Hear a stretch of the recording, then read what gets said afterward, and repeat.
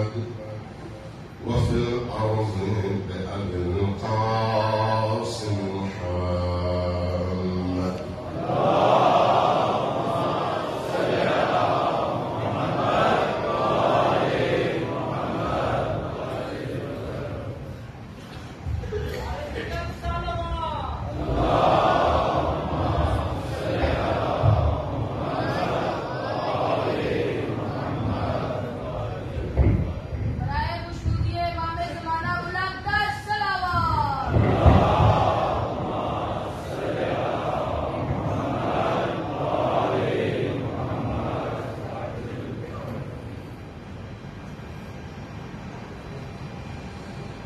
والصلاة والسلام على أولادها الطيبين الطاهرين المعصومين الميامين،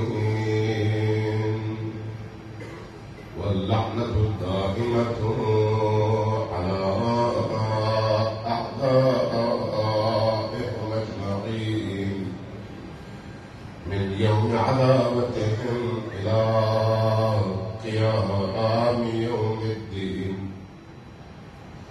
أما بعد، فقد قال الله تبارك وتعالى في كتابه المجيد وهو أصدق القائلين وقوله الحق.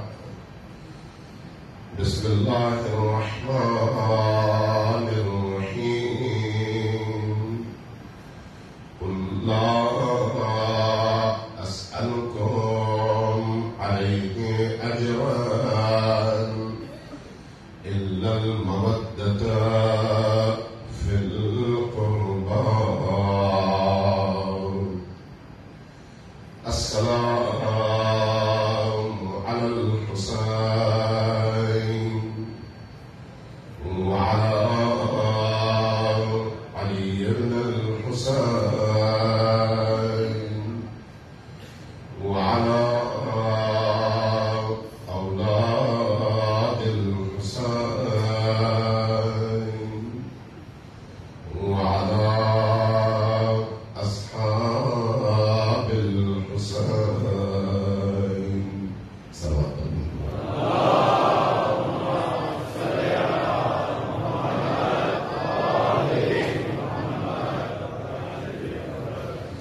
مجلس حسین مجلس نور ہے، مجلس سرور ہے، دلوں اور سارے وجود کو زندہ کرنے کی مجلس ہے، پاکیزگی کی مجلس ہے، اور زندگی کی تمام لذتوں سے بڑھ کر عظیم ترین لذت کے حصول کی مجلس ہے۔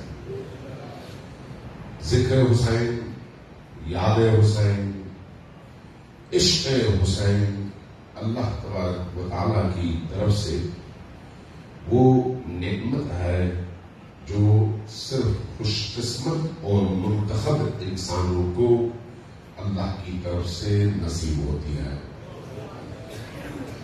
ہر شخص اس کا اہل نہیں ہوتا، ہر دل اس کا ظرف نہیں بنتا، ہر انسان اس نعمت کو اٹھا نہیں سکتا اور لے کر چل نہیں سکتا۔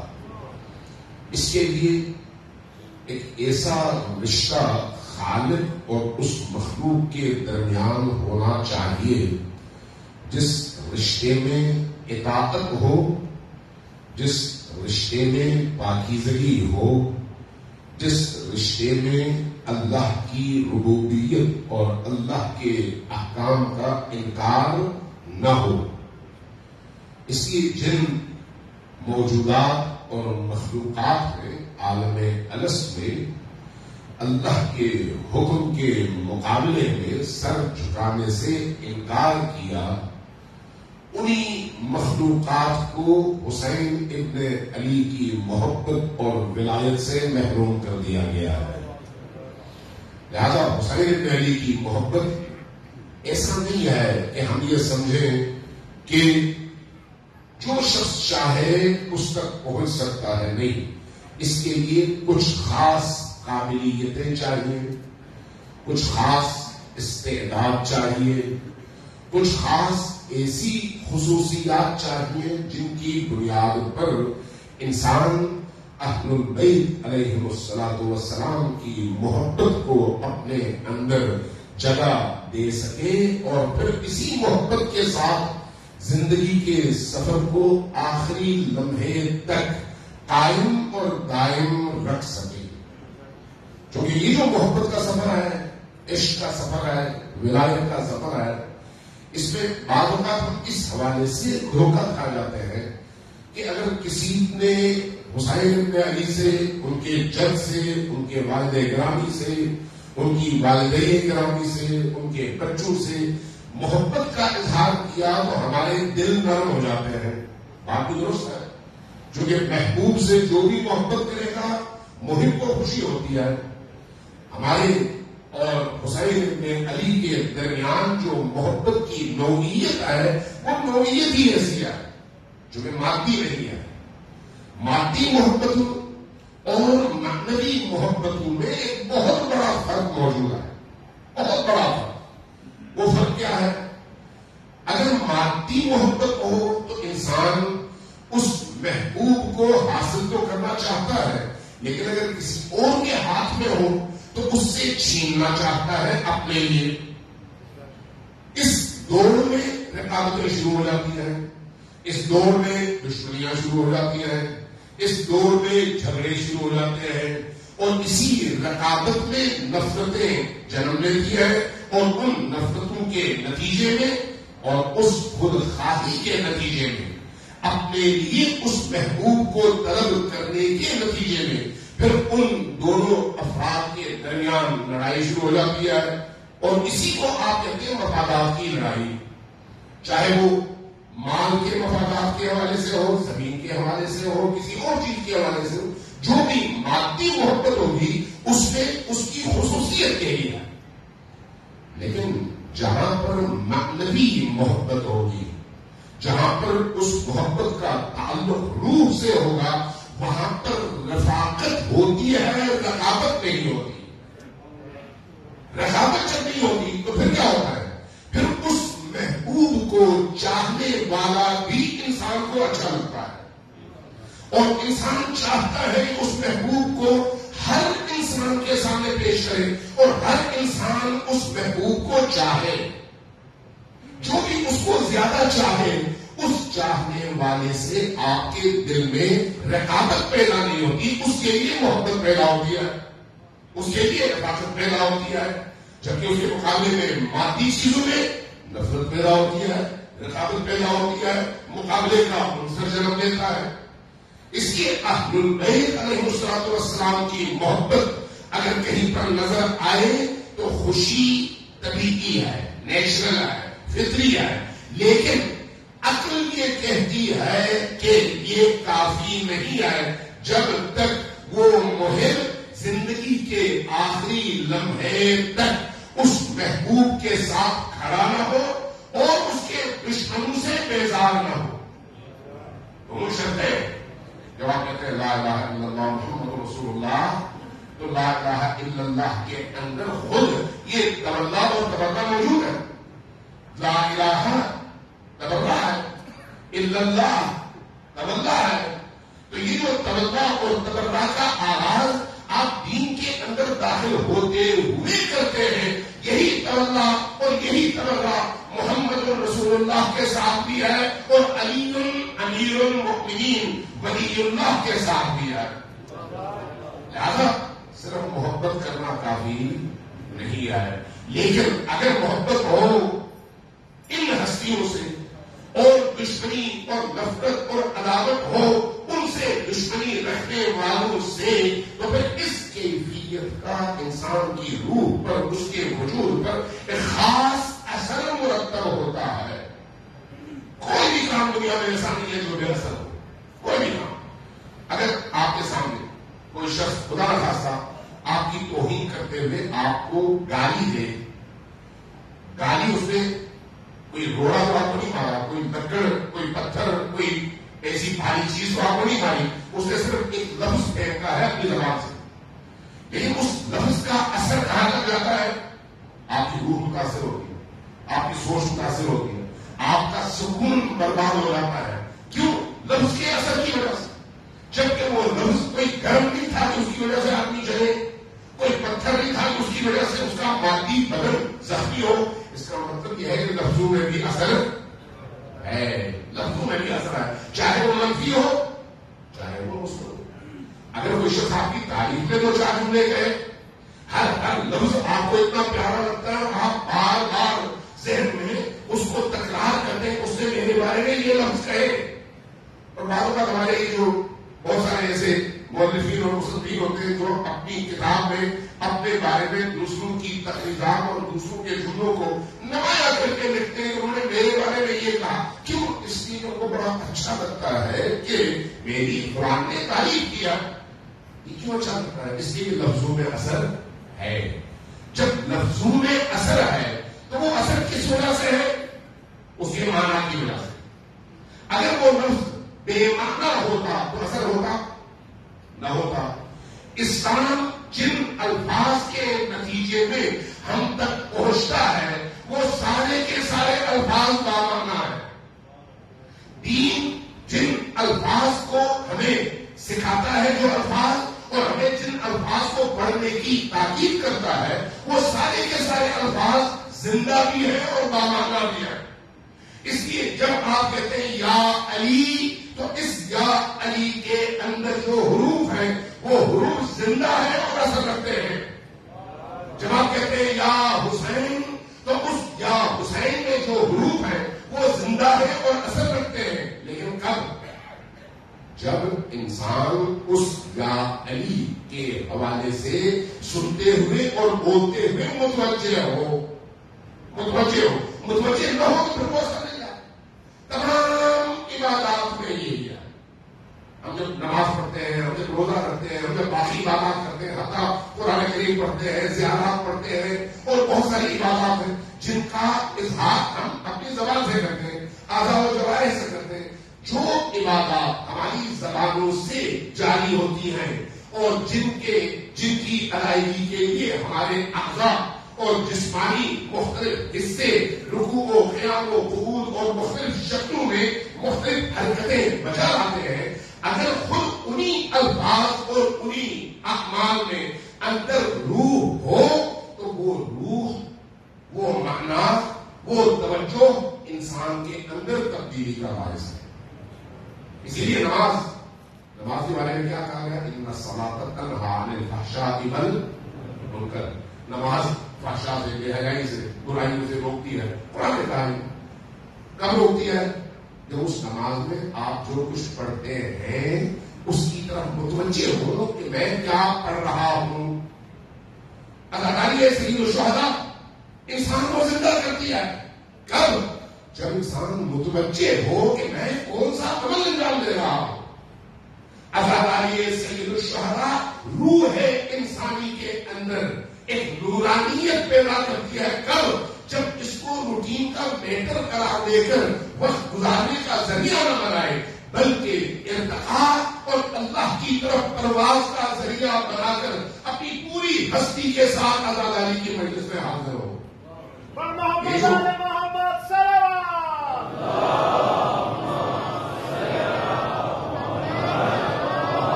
یہ جو عزاداری کی مجلس ہے، یعنی مجھے کسی ادادار دوست نے یہاں پر متوجہ کیا، فرمایا کہ چونکہ عبادت کی مجلس ہے تو اس لیے اس میں باوضو ہو کر آئے. میں نے کہا بالکل صحیح ہے، بالکل صحیح ہے. جو لوگ نماز کے لیے آتے ہیں وہ تو ہوتے ہی باوضو ہیں، لیکن جو لوگ نماز کے بعد آتے ہیں وہ کیا کریں؟ آداب عزاداری میں ایک یہ ہے کہ گھر سے نکلتے ہوئے ہی انسان قلبی طور پر اپنے آپ کو تیار کرے کہ اس مجلس میں جا رہا ہے جہاں پر گریا ہوگا اور حسین کا غم سنا جائے گا، بیان کیا جائے گا.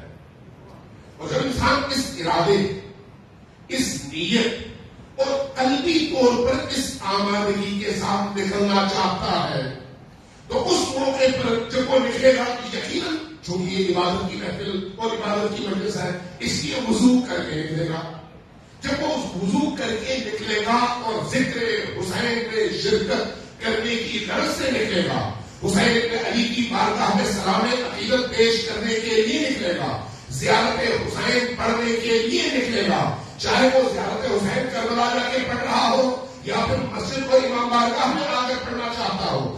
جب زیارت حسین کے لیے نکلے گا تو حدیث کہتی ہے کہ اس کے گھر سے باہر ہر قدم کے نتیجے میں اللہ اس کا ایک گناہ معاف کر دیتا ہے اور ایک حسنہ بڑھا دیتا ہے.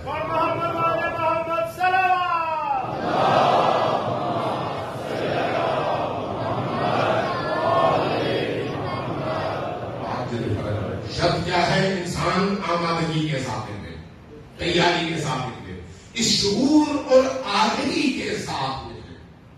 یہ جو محرم کا مہینہ ہے، کل چونکہ نہیں میں اس پر بات کر سکا، اس لیے سب اشارتاً دو چار جملے مزید عرض کر دوں اس حوالے سے کہ محرم کا مہینہ صرف کیلنڈر کا ایک مہینہ نہیں ہے کہ 12 مہینوں میں سے ایک مہینہ محرم کا ہے، نہیں، ایسا نہیں ہے.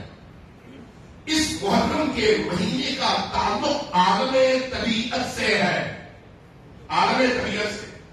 میں مثال دیتا ہوں، آپ جب یہاں سے نکلتے ہیں اپنے گھر جانے کے لیے، رستے میں مختلف اشارے آپ کو ملتے ہیں. ان اشاروں پر اگر کہیں پر اشارہ سرخ ہو تو آپ اگر گزر جائیں تو آپ پر جرمانہ ہوگا.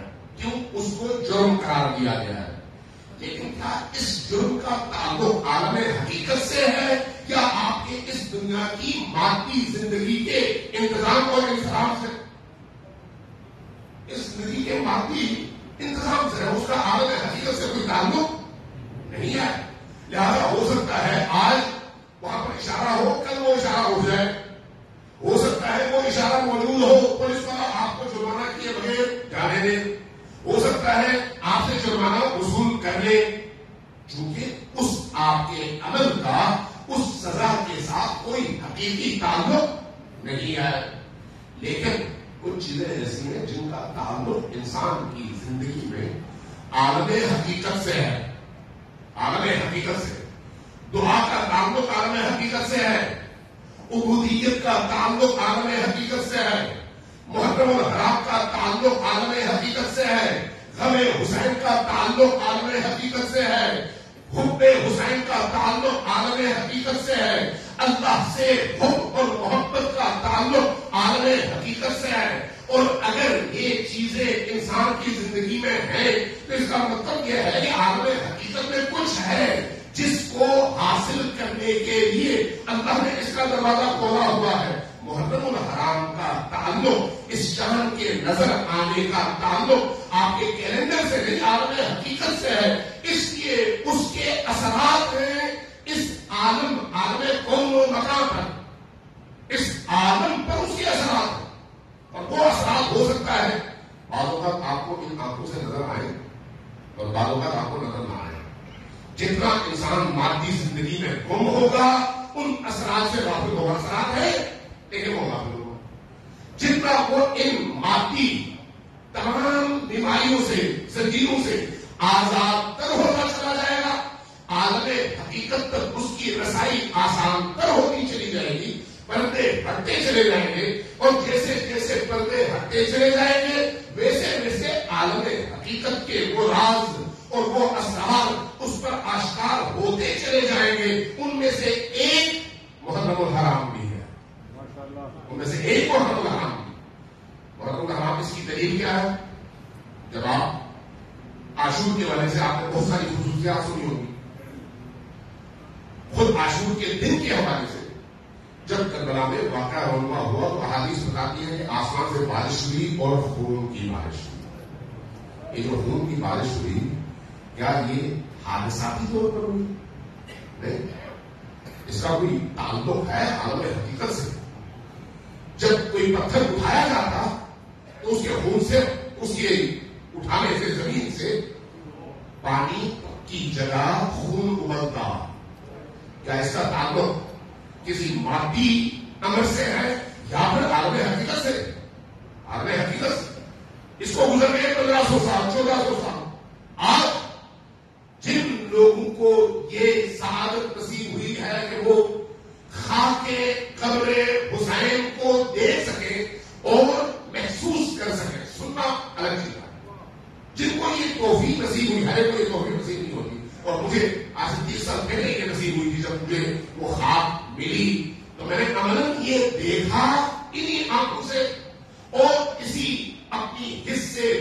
گہرائی سے اس کو میں نے سونا اور مشاہدہ کیا اور اس حقیقت تک پہنچا جس حقیقت کو ائمہ اطہار نے احادیث میں بیان کیا ہے.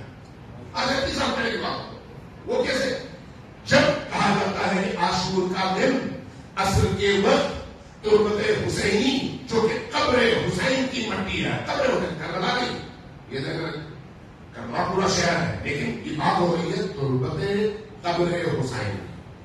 تربت حسین میں یہ تبدیلی آتی ہے کہ وہ اس کی رنگت تبدیل نہیں ہوتی بلکہ وہ خون میں تبدیل ہو جاتا ہے. وہ تربت خون میں تبدیل ہو جاتی ہے، وہ مٹی خون میں تبدیل ہو جاتی ہے. اور پھر اس کی دوسری خصوصیت ساتھ ساتھ جس کے پاس بھی ہو اس سے عطر والی خوشبو آتی ہے، مٹی کی خوشبو نہیں، عطر والی خوشبو. اس کا کیا مطلب ہے؟ اس کا کوئی تعلق ہے نا عالم حقیقت سے؟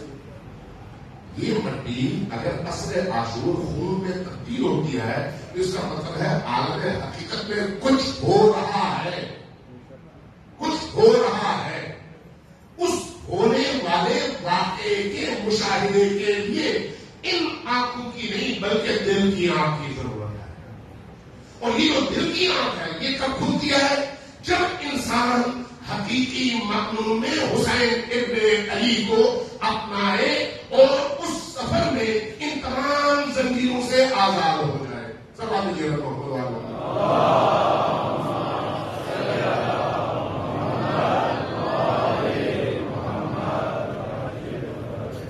کہیں اور بھی یہ واقعہ نقل کیا تھا، آپ کو بھی سنا دیتے ہو چکے. واقعی ایسا ہے جس سے انسان کی روح میں تازگی پیدا ہوتی ہے. یعنی انسان واقعی محسوس کرتا ہے کہ ہم ان حقیقتوں سے کتنے غافل ہیں. ہمارے فقہ اور اصول دونوں کے استاد تھے جناب مولانا عائض زہدی صاحب بھی انہیں سے پڑھے ہوئے ہیں اور ہم ساتھ میں ہوتے تھے. استاد وجدانی وفات پا گئے، وہ خود بھی مجتہد تھے، انگریز تھے، وفات پا گئے اور وہ خود شاگرد تھے علامہ طباطبائی کے. انہوں نے جو ہے ایک واقعہ سنایا، کہا کہ عاشور کا دن تھا، میں حرم حضرت معصومہ سلام اللہ علیہ میں حاضر ہوا، جتنی بھی عبادات تھی اس دن کی وہ انجام دی. دل بوجھل تھا، رونے کے بعد، عزاداری کے بعد، عبادات کے بعد اس بوجھل دل کے ساتھ میں حرم سے نکلا. سامنے میدان آستانہ ہے، اس کے درمیان ایک بازار ہے، بازار کے درمیان میں ایک قبرستان ہے، 1 کنال 1.5 کنال کا پلاٹ ہوگا، ارد گرد ساری دکانیں ہیں، درمیان میں قبرستان. اور اس قبرستان میں اللہ کے بڑے بڑے اولیاء دفن ہیں، بڑے بڑے اولیاء. اب بھی شہداء کی دفن ہے لیکن پرانے زمانے سے بڑے بڑے اولیاء کو وہاں پر دفنایا گیا ہے. لوگوں کو نہیں پتا، اہل بصیرت اہل دل جاتے ہیں وہاں. کہ میری خواہش پیدا ہوئی کر کے ادھر چلا گیا. جہاں پر گیا تو میں نے دیکھا سامنے ایک قبر کے کونے پر علامہ محمد حسین طباطبائی تشریف فرما ہے، بیٹھے ہوئے. عاشور کا دن ہے اور ان کا ظاہری حلیہ بھی ایسا ہے کہ اس کو دیکھ کر ہی محسوس ہوتا ہے کہ آج یہ بہت بڑے صاحب عزا ہے اور عزا کی کیفیتوں کے پورے وجود پر حاوی ہے. میں خاموشی سے جا کر ان کے پیچھے بیٹھ گئے. ہماری بہت بڑی شخصیت، بہت بڑی شخصیت، بہت ہی بڑی شخصیت. ہماری جب فکر اور عقلیں ان تک نہیں پہنچ سکتی تو پھر کبھی کبھی آدمی سوچتا ہے جب شاگرد کا یہ حال ہے تو جن کے در کے ایک ضربے کے فیض سے یہ ہستیاں وہاں تک پہنچی ہیں، ان اصل ہستیوں کا مقام کیا ہوگا؟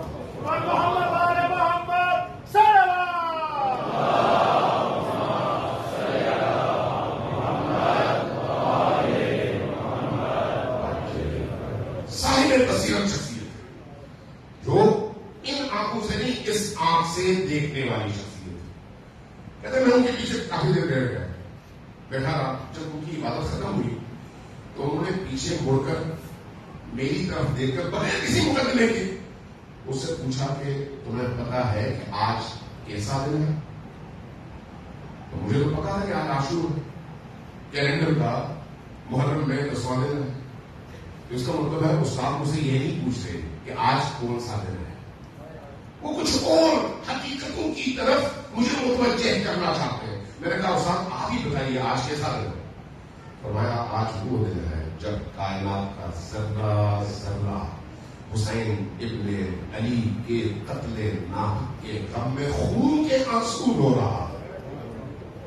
کائنات کا ذرہ ذرہ. یہ کہا زمین پر ہاتھ رکھی, مٹی اٹھائی, میرے سامنے یوں ہتھیلی کھول دی تو میں نے دیکھا ان کے ہاتھوں میں جو مٹی تھی مٹی ہی تھی, سارے کا سارا خون تھا. یہ کیا ہے؟ یہ لوگوں کی بنائی ہوئی چیز نہیں ہے, قراردادی نہیں ہے, یہ عالم حقیقت ہے. صرف پردہ ہٹنے کی دیر ہے. جن کو نہیں معلوم, جن کے اندر ایمان نہیں ہے, جن کے ایمان کا لیول اتنا کمزور ہے, ان پر ٹائم ضائع کرنے کی کوئی ضرورت نہیں ہے. یہ وہ حقیقتیں ہیں کہ کوئی انکار کرے یا نہ کرے, کائنات کی حقیقت ہے. لہذا جب محرم کا چاند نظر آتا ہے تو کائنات کی اس پوری حقیقت میں ایک تبدیلی آتی ہے. اب اللہ کا ارادہ یہ ہے, مشیت یہ ہے, اہل بیت کی تعلیمات یہ ہے کہ یہ جو باشعور اور مختار انسان ہے وہ اس کائنات کی تبدیلی کے ساتھ ساتھ خود ہماہنگ ہو اور اپنے اندر بھی تبدیلی کر کے کائنات کی اس فطرت کے ساتھ خدا کی طرف سفر کا آغاز کرے. محرم اس سفر کے لیے ہے. انسان روح کے ساتھ, فکر کے ساتھ, ارادے کے ساتھ, نیت کے ساتھ, پاکیزگی کے ساتھ, نورانیت کے ساتھ, عشق محمد و آل محمد کے ساتھ اور معرفت کے ساتھ اس سفر کا آغاز کرے اور ہر گزرتے دن کے ساتھ ارتقائی منزلیں طے کرتے ہوئے اس مقام تک پہنچے جو مقام اس کی ظرفیت کے مطابق اس کے انتظام ہے. سب مجھے محمد و آل محمد.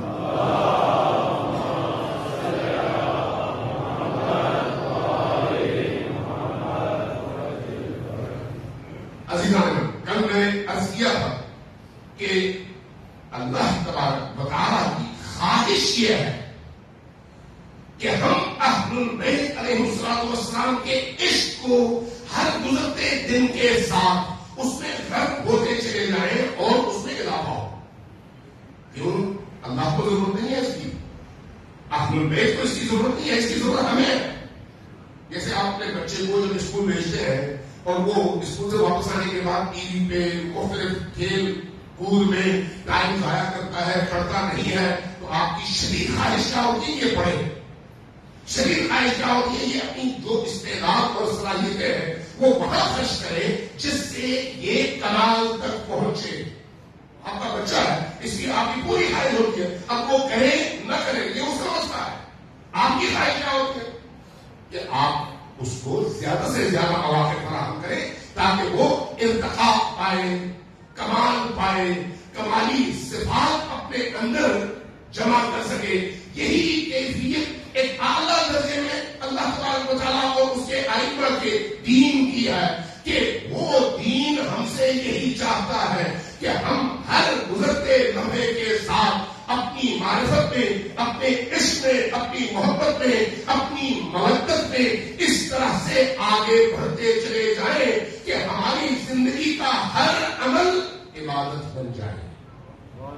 ہماری زندگی کا ہر عمل, لیکن اس عمل کے عبادت بننے کے لیے جو شرط اول ہے وہ اللہ اور نبی کی ولایت کے بعد علی کی ولایت کی قبولیت ہے.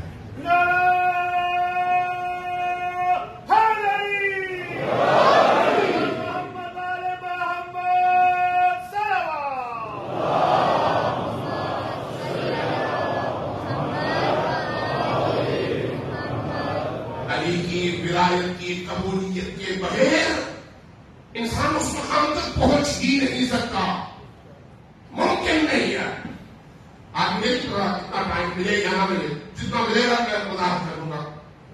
امام جعفر بن صادق علیہ السلام کی ایک روایت ہے,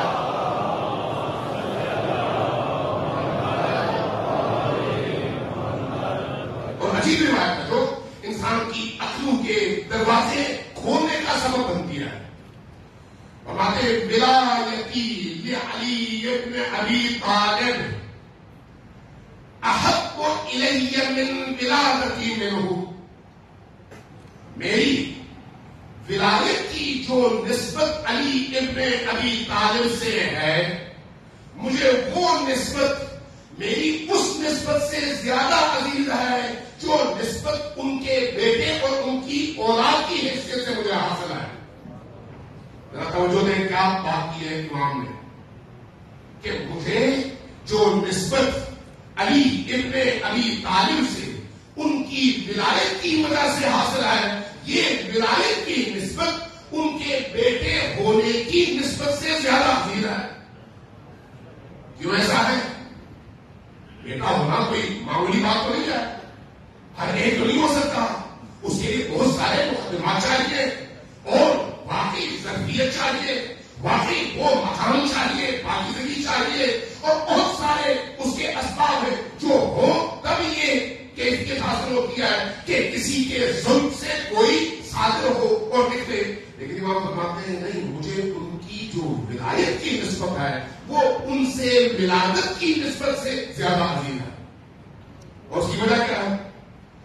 فرماتے ہیں اس لیے کہ ولایت علی ابن ابی طالب فرض، علی کی ولایت فرض ہے، اور ولادتی منہ فضل، اور میرا ان سے پیدا ہونا اور ان کے ظلم سے ہونا یہ اللہ کی طرف سے ایک فضل ہے۔ اگر ولایت نہ ہو تو اس کا کوئی فائدہ نہیں ہے۔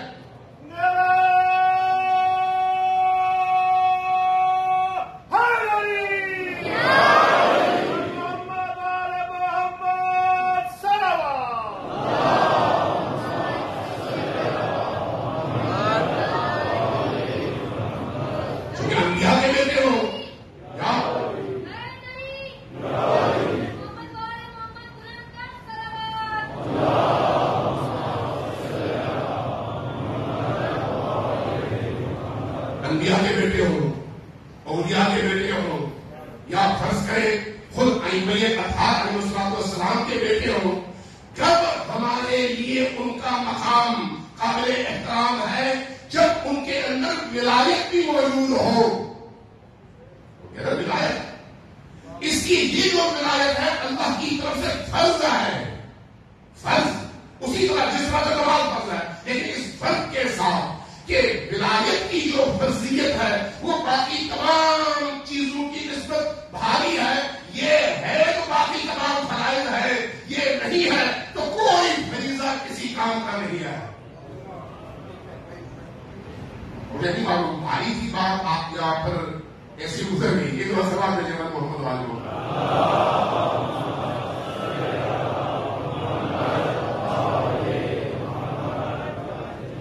ایک اور روایت یہ تشیعوں کی روایت ہے، اہل سنت کی تشیع تو میں عام طور پر کوشش کرتا ہوں اہل سنت کے منابع سے روایات آپ کی خدمت میں نقل کروں۔ ہمیشہ میری کوشش یہ ہوتی ہے کیونکہ جو ہمارا مدعا ہے اس کی تعریف کے لیے خود اہل سنت کے منابع اور احادیث کی کتابوں میں اتنی روایتیں ہیں کہ ان کی موجودگی میں پھر آپ کو کسی شیعہ روایت کی ضرورت بھی باقی نہیں رہتی، اگر سے ضرورت ہے لیکن ثابت کرنے کے لیے وہی روایتیں کافی ہیں، وہی روایت۔ میں یہ جو روایت ہے یہ تشیعوں کی معتبر کتابوں میں سے آپ کی خدمت میں پیش کرتا ہوں۔ ایک دو سوال مجھے محمد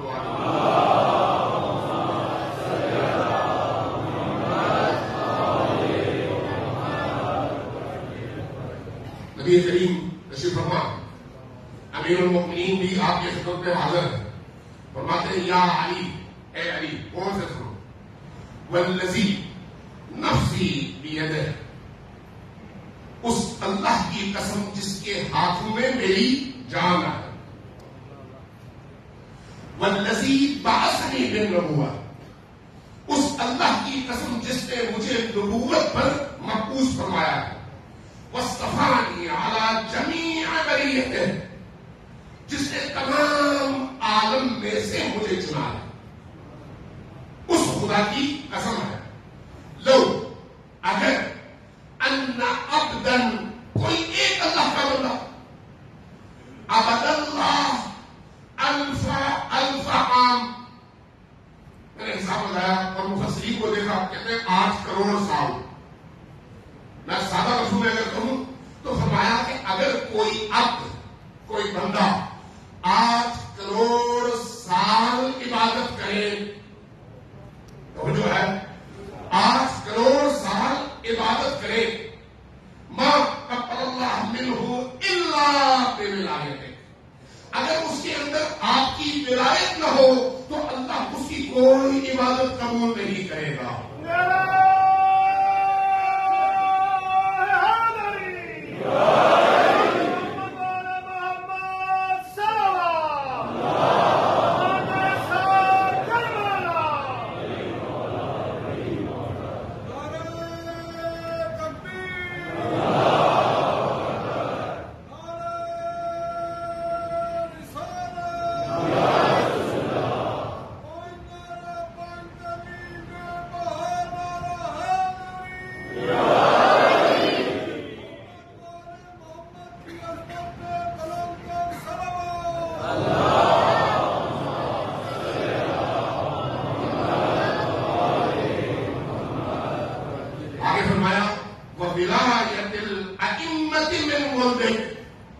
صرف آپ کی ولایت بلکہ آپ کی اولاد میں سے جتنے ولی گزریں گے اگر ان کی ولایت میں داخل ہوئے بغیر ایک عبد خدا اللہ کا بندہ 8 کروڑ سال عبادت کرے تو اس کی عبادت کی کوئی حیثیت نہیں ہے.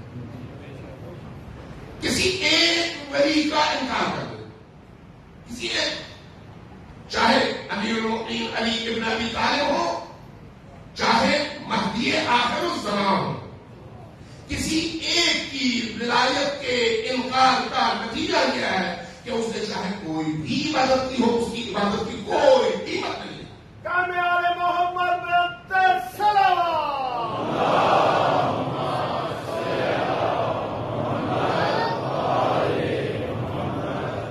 یہ ہے تولا کا پہلو، تولائی پہلو، اور دوسری طرف تبررائی پہلو ہے. عام طور پر لوگ غلط فہمی کا شکار ہوتے ہیں، تبرہ سمجھتے ہیں گالی دینے کو، نعوذ باللہ من ذالک. بھائی تبرہ گالی دینا نہیں ہے، سب کو شتم تبرہ نہیں ہے. اللہ تبارک و تعالیٰ نے سب کو شتم کرنے سے، گالی دینے سے منع فرمایا ہے. اس لیے تبرہ گالی دینا نہیں ہے بلکہ اعلان کرنا ہے کہ میں اس کو مانتا ہوں اور اس کو نہیں مانتا، میں اللہ کو مانتا ہوں، غیر اللہ کو نہیں مانتا، میں نبی کریم کو رسول مانتا ہوں، کسی اور کی رسالت کا قائل نہیں ہوں ان کے مقابلے میں. میں علی کو اپنا مولا، اپنا امام، اپنا ولی، اپنا خلیفہ مانتا ہوں، کسی اور کو نہیں مانتا. یہ نہ ماننا گالی نہیں ہے، اور اسی کو ہم عقائد اور کلامی زبان میں تبرہ کہتے ہیں. جو ہمارے یہاں 10 فروعات ہیں ان میں سے ایک تبرہ ہے. تو تبرہ گالی دینا نہیں ہے، یہ ہمیشہ ذہن میں رکھنا. اور گالی دینا ائمہ کی تعلیم کے مطابق سب سے برا فعل ہے، سب سے برا فعل. حتیٰ بدترین مخلوقات کو گالی دینے سے انہوں نے منع کیا ہے. اس لیے گالی دینا ان کے دشمنوں کا شیوا ہے، ائمہ اطہار کا شیوا کبھی بھی نہیں ہے. سمجھ لیجیے محمد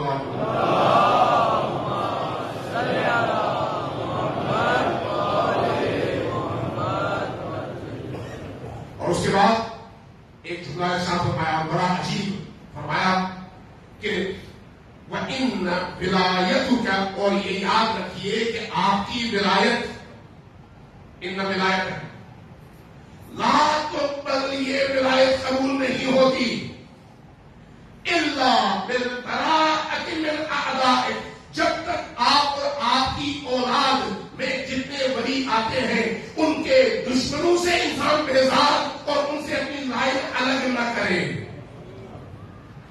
الگ نہ کرے. صرف محبت کافی نہیں ہے، صرف محبت نہیں بلکہ اس محبت کے نتیجے میں ان سے جڑنا اور ان کے دشمنوں سے کٹ جانا. سوال لیجیے گا محبت والوں.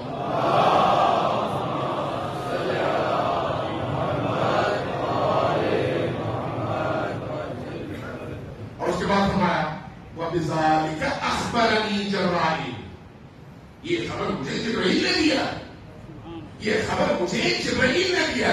اب آگے فرماتے ہیں جس کا جی چاہے قبول کر لے، جس کا جی نہیں چاہتا قبول نہ کرے. لیکن یہ حقیقت ہے کہ اللہ کی بارگاہ میں اگر کوئی عمل قابل قبول ہے تو اس قابل قبول عمل کی قبولیت کا معیار علی کی ولایت و امامت ہے. تمام جی محمد علیہ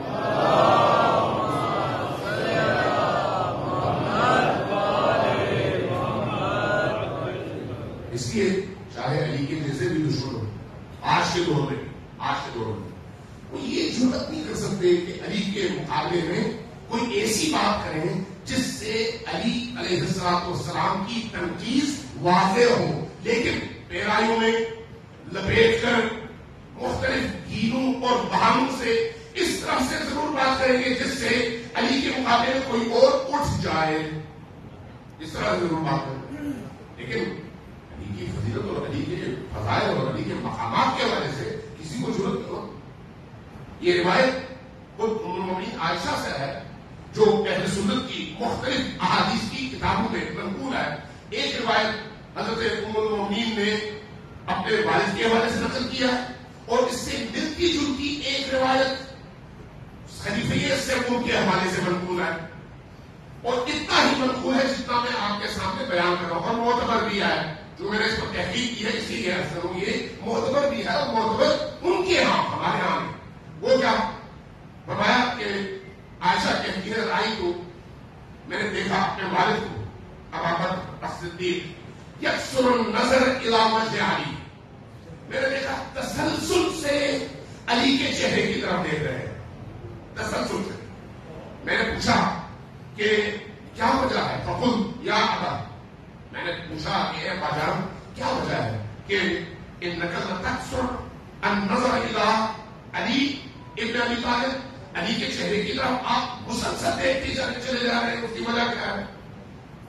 فرمایا کہا یا بنی بیٹی میں نے نبی کریم سے یہ سنا ہے، سمعت رسول اللہ یقول کہ انہوں نے ہم سب کے سامنے بیٹھ کر یہ فرمایا النظر الی وجه علی عبادت، علی کے چہرے کی طرف دیکھنا عبادت ہے.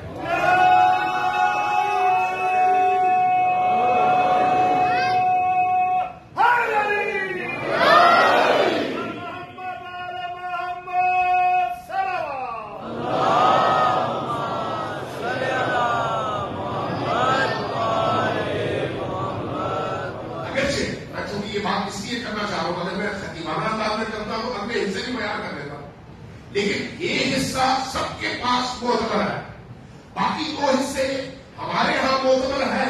ان کے منابع احادیث میں معتبر ذرائع سے کسی نے نقل نہیں کیا، اس لیے میں وہ دعویٰ نہیں کرتا. لیکن ہمارے ہاں موجود ہے کہ ام المؤمنین نے پوچھا کہ یہ کب ہوا؟ کہا جب ہم نبی کریم کی بارگاہ میں تشریف فرما تھے بیٹے میں تھے. کہا اس کے بعد کچھ اور بھی ہوا؟ کہا بات لوگوں نے اس کا پوچھا کہ یا رسول اللہ ہم تو باہر سے آئے ہوئے مدینہ میں نہیں رہتے، تو کیا یہ عبادت صرف اہل مدینہ کے لیے ہے؟ تو جواب میں رسول اللہ نے فرمایا نہیں، تمہارے لیے بھی ہے. کافر ہم اپنے وطن میں اپنے علاقے میں کیسے اس عبادت سے فیض پا سکتے ہیں؟ جواباً فرمایا ذکر علی عبادت.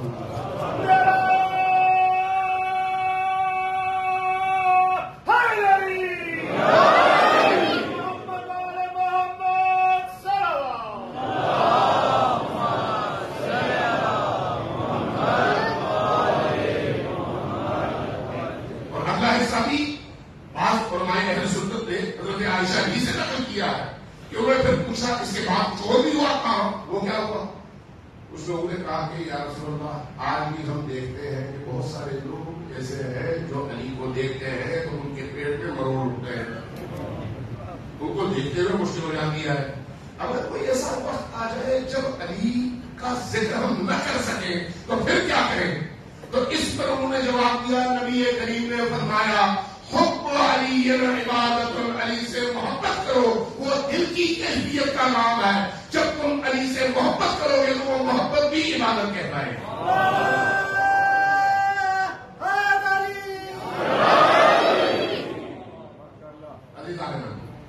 اہل البیت علیہ السلام کی محبت جتنی بڑھتی چلی جائے گی، اگر معرفت کے ساتھ ہو انسان اپنے عملی زندگی کا سانچہ پر علی کو بناتا ہے اور اولاد علی کو بناتا ہے.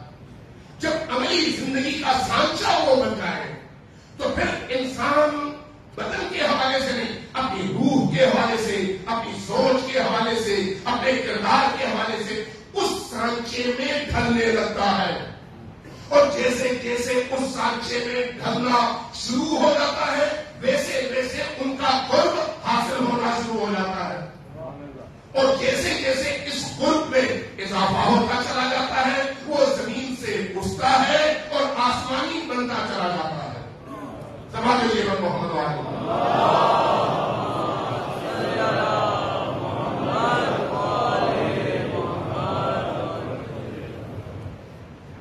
عزیزان گرامی، آج دوسری مجلس ہے محرم الحرام اور عجیب کیفیت ہے.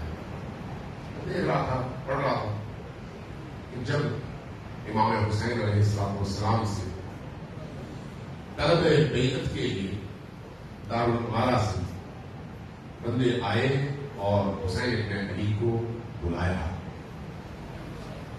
حسین علیہ السلام اپنے ساتھ جوانان بنی ہاشم کو لے کر گئے. جوانان بنی ہاشم کو باہر کھڑا کیا جو ان کی دینت سے واقف ہے.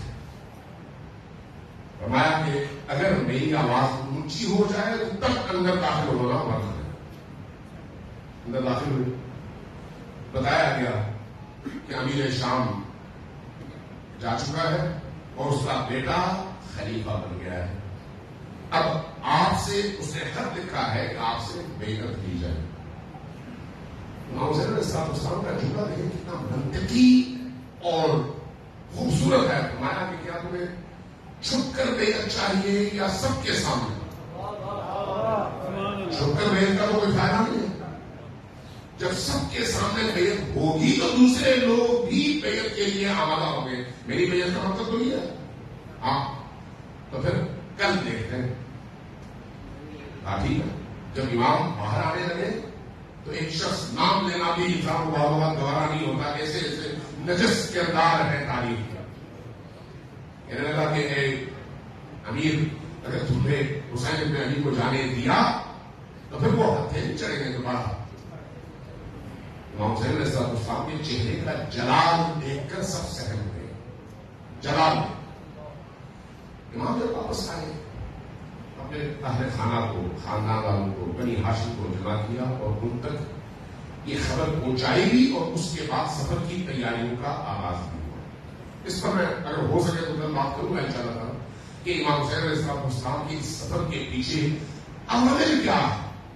عوامل کیا جو اس کے لیے پوری کم از کم ایک مجلس کو چاہیے کہ وہ کون سے عوامل ہیں جن کی وجہ سے حسین ابن علی نکلتے ہیں مدینہ چھوڑ کر. جب سب کو جمع کیا گیا تو عجیب بات یہ ہے کہ خبر ملی حضرت ام سلمہ کو. حضرت ام سلمہ ازواج نبی میں، امہات المؤمنین میں وہ جلیل القدر ترین خاتون ہے. حضرت ام المؤمنین خدیجۃ الکبریٰ سلام اللہ علیہا کے بعد جس کا سب سے زیادہ احترام اہل البیت نے کیا. اور روایات میں ہے کہ امام حسن اور امام حسین علیہ السلام حضرت ام سلمہ کو اماں کہہ کر پکارا کرتے تھے. اماں کہہ کر محبت میں انتہا. ان تک خبر پہنچی کہ حسین کہیں سفر پر نکلنے کا ارادہ کر رہے ہیں. دوڑی دوڑی بیٹا حسین، میں نے سنا ہے تم عراق کا قصد سفر کر رہے ہو. ایسے ہی یہ جملہ تھا. حسین ابن علی نے سر اٹھایا تھا. ہاں اما جان، اب وہ وقت آ گیا ہے جس میں میں نے اپنے کیے ہوئے وعدے پر عمل کرنا ہے. اور میں بیٹا حسین عراق میں جاؤ. کیوں؟ اس لیے کہ عراق میں تمہیں قتل کر دیا جائے گا. تو آپ کو کیسے پتا چلا؟ بیٹا تمہارے جد رسول اللہ نے مجھے ایک دن روتے ہوئے خواب کی ایک شیشی عطا کی تھی اور اس میں مجھے یہ فرمایا تھا کہ ام سلمہ ایک وقت آئے گا، کوئی اور تو ہوگا نہیں، تم ہوگی. جب میرا بیٹا حسین کربلا میں قتل ہو. اس وقت اس شیشی کے اندر مٹی کو دیکھ لینا، یہ خون میں تبدیل ہو جائے تو سمجھ لینا کہ میرا بیٹا حسین کربلا میں شہید ہو گیا. حضرت سلمہ نے جب روتے ہوئے یہ عرض کیا، یہ فرمایا، امام حسین علیہ السلام گلے لگے، رونے لگے، روتے ہوئے کہنے لگے کہ اماں جان آپ کو کیا معلوم، کیا آپ سمجھتی ہیں کہ مجھے نہیں معلوم کہ میں قتل ہو رہا ہوں؟ کیا آپ کو نہیں معلوم کہ میں یہ ساری چیزیں پہلے دن سے جانتا ہوں؟ آپ چاہیں گی کہ میں وہ سرزمین آپ کو دکھاؤں جہاں پر میں نے قتل ہو رہا ہے؟ حضرت ام سلمہ روایت کہتی ہے، شیخ صدوق کی روایت کہتی ہے کہ حضرت ام سلمہ نے فرمایا کہ ہاں بیٹا مجھے دکھاؤ. دو طرح سے نقل ہوا ہے، ایک یہ کہ حضرت امام حسین نے آپ کی آنکھوں کے سامنے کو ہاتھ کا اشارہ کیا تو زمین سمٹ گئی، کربلا اٹھ کر سامنے آ گیا، اور وہ منظر سامنے آیا جس میں امام حسین علیہ السلام اپنے اصحاب کے ساتھ خون میں لت پت رہے. یہ منظر دیکھا، اور جب وہ مٹی جس کی شیشی حضرت ام سلمہ کے ہاتھ میں ہے وہ دیکھی تو امام حسین علیہ السلام نے ہاتھ بڑھایا اور کربلا کی کچھ مٹی اٹھائی اور فرمایا کہ اماں جان میرے جج نے جو مٹی آپ کو دیکھی اس میں اس مٹی کو بھی شامل کیجئے اور 10 محرم کو دیکھیے کہ یہ مٹی سرخ ہو جائے گی اور خون میں تبدیل ہو جائے گی، تب سمجھ لیجئے کہ میں اپنے وعدے پر عمل کرنے میں کامیاب ہو گیا. حضرت امام حسین اس طرح سے مدینہ سے نکلے، اس طرح سے.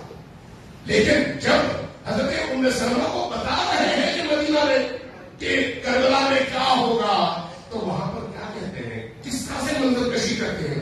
اماں جان کربلا میں صرف میں اکیلا قتل نہیں ہوتا ہے، ہمارا ہر جوان قتل ہوگا، میرا بیٹا علی اکبر بھی شہید ہو جائے گا، میرا علی اصغر بھی اس معصومیت میں تیر کھا کر شہید ہوگا. اور صرف وہ نہیں، میرے جانثار اصحاب بھی ٹکڑوں میں تقسیم ہوں گے اور خون دے کر میرے ساتھ میرے نانا کی بارگاہ میں پہنچیں گے. صرف یہی نہیں ہے اماں جان، بلکہ میری بہنیں زینب اور ام کلثوم کو بھی زنجیروں میں جکڑا جائے گا، ان کی چادریں چھینی جائیں گی اور ان کو اسیر بنا کر کربلا سے کوفہ اور کوفہ سے دمشق تک لے جایا جائے گا. صرف قتل نہیں ہے، آگے بہت کچھ ہے، آگے بہت کچھ. جب میں اصحاب حسین ابن علی کی تاریخ پڑھتا ہوں تو دیکھتا ہوں کہ امام حسین علیہ السلام کو کیسے کیسے اصحاب اور کیسے کیسے جانثار ملے ہیں. ان جانثاروں میں ایک حر ابن یزید ریاحی ہے. حر ابن یزید ریاحی کی تاریخ پڑھ رہا تھا، میں نے عجیب چیز دیکھی، عجیب چیز، اور یہ امام صادق علیہ السلام کی روایت میں دیکھی. وہ کیا ہے؟ جب یہی حر لشکر یزید کی سپہ سالاری میں نکل رہا تھا تو ایک دفعہ اس نے اپنے کانوں سے پیچھے سے ایک آواز سنی، اے حر تمہیں جنت مبارک ہو. پیچھے مڑ کے دیکھا کوئی نہیں، آگے بڑھا، دوبارہ وہی آواز سنی، پیچھے مڑ کے دیکھا کوئی نہیں، آگے بڑھا، پھر وہی آواز سنی، پیچھے دیکھا کوئی نہیں. اپنے آپ کو مخاطب کیا اور کہا سکلت کا امک، تمہاری ماں تم پر روئے، تم جا رہے ہو حسین کا رستہ روکنے اور آواز آ رہی ہے بہشت کی طرف جا رہے ہو. اس میں راز کیا ہے؟ اس میں راز کیا ہے؟ کیسے تم بہشت کی طرف جا سکتے ہو اگر تم حسین کا رستہ روکنے جا رہے ہو؟ اس لیے آپ دیکھیں کہ جب حسین بن علی کے قافلے کا رستہ حضرت حر نے روکا ہے تو اس وقت بے ادبی کوئی نہیں، بے ادبی کوئی نہیں. جہاں پر روکا اور گھوڑے کی بازو میں ہاتھ ڈالے اور روکنے کی کوشش کی تو وہاں پر امام حسین علیہ السلام کا مکالمہ دیکھیے. اس مکالمے میں جب امام حسین فرماتے ہیں سکلت کا امک، تمہاری ماں تم پر روئے، حر یہ تم کیا کر رہے ہو، تو جواب سے کیا کہا، اے امام حسین آپ نے میری ماں کا نام تو لیا لیکن میں آپ کی والدہ کا نام نہیں لے سکتا. آپ کو بھی جانتا ہوں اور آپ کے خاندان کو بھی جانتا ہوں، آپ کو بھی جانتا ہوں اور آپ کی والدہ کرام کو بھی جانتا ہوں. یہ کہا اور پھر بغیر کسی بے ادبی کے، لیکن اس میں ایک عنصر تھا کہ جب یہ واقعہ ہوا تو پہلی دفعہ جو دکھ ہوا وہ دکھ حضرت زینب سلام اللہ علیہا کو. تاریخ بتاتی ہے کہ پہلا اس سفر میں سب سے پہلی جو تکلیف پہنچی ہے وہ ہر کے لشکر کا رستہ روکنے کے نتیجے میں زینب بنت علی کو پہنچی ہے. اس لیے زینب کا دل بڑا دکھی تھا. اب عاشور کی صبح ہے، عاشور کی صبح ہے اور یہی ہر ساری رات بے چین اور اس بے چینی میں ایک دفعہ مشرق کی طرف دیکھتا ہے، ایک دفعہ مغرب کی طرف دیکھتا ہے، ایک دفعہ آسمانوں کی طرف دیکھتا ہے. اپنے بھائی کو، بعض روایات میں بھائی ہے، بعض روایات میں بیٹے ہیں اور بعض روایات میں دونوں ہیں، کہ آواز دیتا ہے. وہ سب آتے ہیں، ان کے سامنے جملہ کہتا ہے ہمارے درمیان اب راز کی بات کوئی نہیں ہے. صبح جب ہوگی تو ایک ایسا معرکہ درپیش ہے جس میں ایک طرف جنت ہے اور دوسری طرف جہنم ہے، کس رستے کا انتخاب کرو گے؟ جب یہ جملہ کہتا ہے تو سب کہتے ہیں جس رستے کا آپ انتخاب کریں گے. کہتا پھر میرے ساتھ چلو. اب جب چلنے کا کہتا ہے تو اس وقت جو کیفیت بات اور ہمارے بیان کی ہے وہ بڑی عجیب کیفیت ہے. کس طرح سے اپنے بیٹوں سے کہا کہ بچوں آؤ میرے دونوں ہاتھ میرے پسے گردن باندھ دو، مجھے اس طرح سے باندھو کہ میں ایک اسیر کی صورت میں حسین ابن علی کی بارگاہ میں حاضر ہوں. اب بابا جان وہ کیوں؟ کہا کہ میں مجرم ہوں حسین ابن علی، میں مجرم ہوں حسین ابن علی کا، میں نے حسین کا رستہ سب سے پہلے روکا ہے، اس لیے میں مجرم کی صورت میں ان کی بارگاہ میں چلتا. اس صورت میں جب حسین ابن علی کی بارگاہ میں آئے تو بعض علماء نے لکھا ہے کہ اس وقت گھوڑے سے آرام سے اترے نہیں، گھوڑے کی پشت سے اپنے آپ کو گرا دیا اور حسین ابن علی کی قدموں میں آ کر اپنا سر رکھ دیا. کہا مولا مجھ سے غلطی ہوئی تھی، اسی غلطی کے ازالے کے لیے آیا ہوں، کیا اجازت ہے اور کیا میری بخشش ہو سکتی ہے؟ مولا کرامت کے امام ہے، فرمایا کہ ہاں ضرور ہو سکتی ہے، جب تم دل سے ہماری طرف آ گئے ہو تو تمہاری بخشش بھی ضرور ہوگی. اب صبح عاشور، بعض روایات میں یہ ہے کہ اس حملے میں بہت سارے لوگ شہید ہوئے، لیکن پہلا شخص جس نے خود سے جا کر یزیدی فوج کا مقابلہ کیا اور درکارا وہ حر ابن یزید ریاحی ہے. گئے لڑے، ایک وقت وہ آیا جب زخم کی تاب نہ لا کر زمین پر گرے تو اس وقت حر کی زبان سے جو جملہ نکلا وہ یہ ہے مولا حسین اب آئیے اپنے اس مجرم کو ذرا حوصلہ کیجیے. مولا حسین کو پکارا، مولا حسین تشریف لائے. جب تشریف لائے حر کا سر اٹھایا اپنی گود میں رکھا. جیسے ہی اس کا سر اٹھا کر اپنی گود میں رکھا حر نے آنکھیں کھولی، کھول کر کہا مولا آپ مجھ سے راضی ہیں؟ آپ مجھ سے راضی ہے؟ مولا نے جملہ فرمایا کہ اے حر تمہاری ماں نے تمہارا نام درست طور پر حر رکھا تھا، تم دنیا میں بھی آزاد ہو آخرت میں بھی آزاد ہو، تمہیں مبارک ہو جنت کی. حر کے سر سے خون بے تحاشا بہ رہا تھا، بے تحاشا بہ رہا. وہ لوگ خون بہ رہا تھا، اس کو روکنے کے لیے حسین ابن علی نے اپنی رومال نکالی اور حر کی پیشانی باندھ دی تاکہ حر رک سکے. اب تاریخ یہ بتاتی ہے کہ ابھی کچھ عرصے پہلے آزادیوں کے زمانے میں جب قبر کی تعمیر کے لیے کھودی گئی تو دیکھا لاش بالکل تر و تازہ ہے اور پیشانی پر وہی رومال بندھا ہوا ہے. تو قاجار کے بادشاہ کی خواہش کی کہ کسی طرح سے یہ رومال میرے ہاتھ میں آئے. حکم دیا کہ رومال کھولو، کسی اور رومال سے باندھ دینا. رومال جیسے ہی کھولا گیا تازہ خون کا فوارہ نکلا. جیسے خون نکلا کپڑا لائے، باندھنے کی کوشش کی، خون نہ رکا، کوئی اور کپڑا لائے. جب کچھ نہ ہو سکا اور خون نہ رکا تو علماء سے پوچھا کہ کیا کریں؟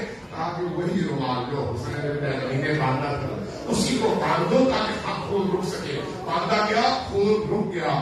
میں جب یہ منظر دیکھتا ہوں تو کبھی کبھی سوچتا ہوں کہ مولا حسین آپ کی مظلومیت کتنی عظیم مظلومیت ہے کہ آپ نے اپنے اس طرح کے گناہگار ترین، اپنے اصحاب کو بھی اس عزت اور توقیر کے ساتھ رخصت کیا، لیکن جب آپ زمین پر گرے اس وقت آپ کا ساتھ دینے والا کوئی نہیں تھا۔ وہ کیسا منظر تھا؟